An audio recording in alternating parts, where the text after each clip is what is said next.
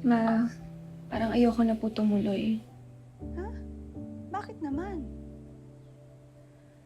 Kasi ho, bayaning guro ho yung ine-expect nilang aakyat ng stage. Matalas yung pag-iisip.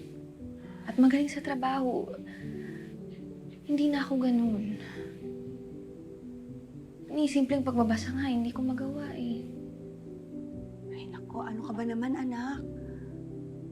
Huwag kang magsasalita lang ganyan, ha? Alam mo kung hindi ka pa naman matatag na tao, eh siguro wala ka na sa amin ngayon. Hindi biro ang pinagdaanan mo, anak. Kaya bigyan mo ng pasensya ang sarili mo. Babalik din ang dating Elsie sa atin.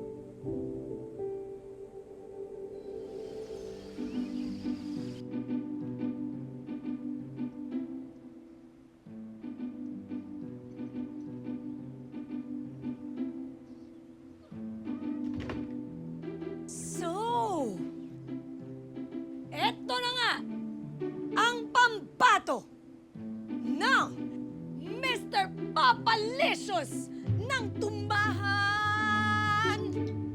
Rolando Lolo Candelaria! Woo! This is it. Nangangamoy pagbabalikan na talaga to. Dahil, your love is like the sun that lights up my whole world. I feel the warmth inside. Chang, ano ba yan? Hindi naman ako umaasa na. Bakit? Eh, pupunta lang naman ho talaga ako na para tumulong kina Bokyo sa pagbabantay. Ako naman to, pamangkin. Yun na nga yung sinasabi ko.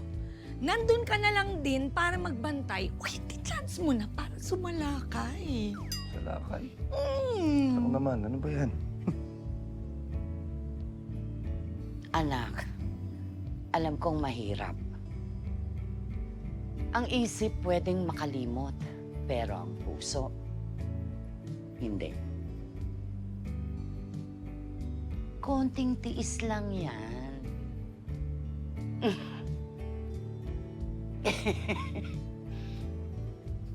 Sige ho.